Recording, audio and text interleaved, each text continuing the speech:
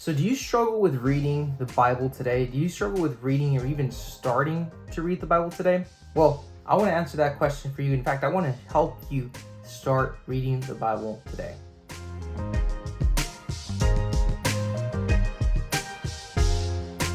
But before we get started, I want to tell you exactly who I am and what I do and basically what I've done and a little bit about myself.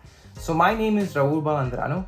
I am basically your average Joe, but I have a call. I have a call to serve those around me who have also the call to serve in ministry. As a Christian, I've been able to serve throughout the past years of my life, being able to help individuals in nonprofit organizations, but also in churches. And that's where I've been able to help disciple and build programs and basically structure youth groups and college groups and create content.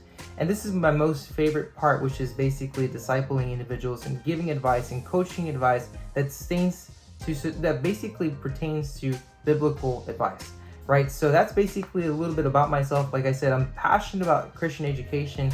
I'm passionate about sharing with every Christian, being able to build them up and also encourage their walk with the Lord. But going back to it, do you struggle with reading the Bible today?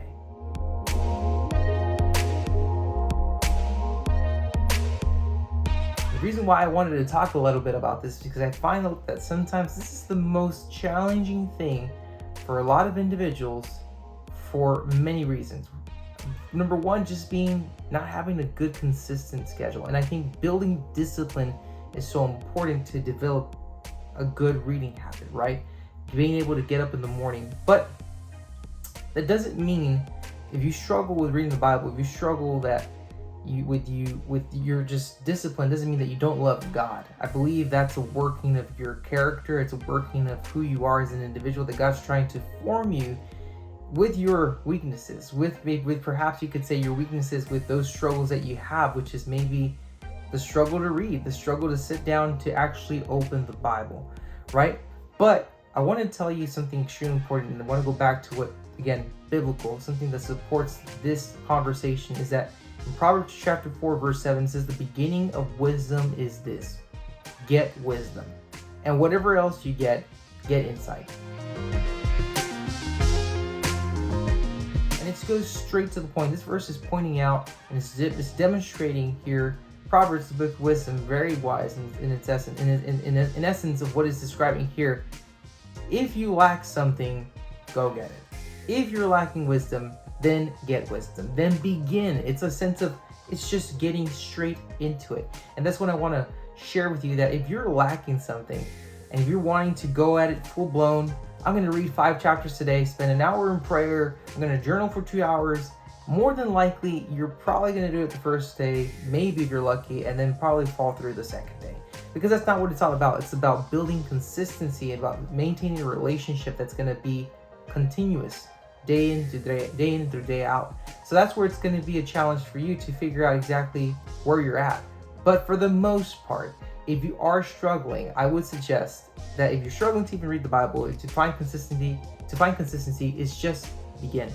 Start somewhere. If it's 15 minutes of reading and 10 minutes of prayer, or 5 minutes of prayer and 10 minutes of, it's so important to just begin. Why? Because as a Christian, literally, right, we go back to what we have biblically for us, and it's the Word of God is literally the guide for us. It's the guide to our feet, right? It's literally our instruction.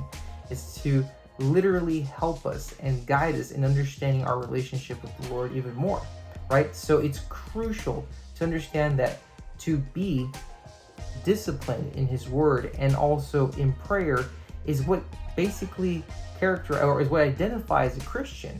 And I want to talk about a little bit more what discipline sometimes gets a negative connotation. Discipline sounds so rigid, so structured, unnatural, very, very black and white, but sometimes it is necessary to have discipline look rather black and white than nothing at all.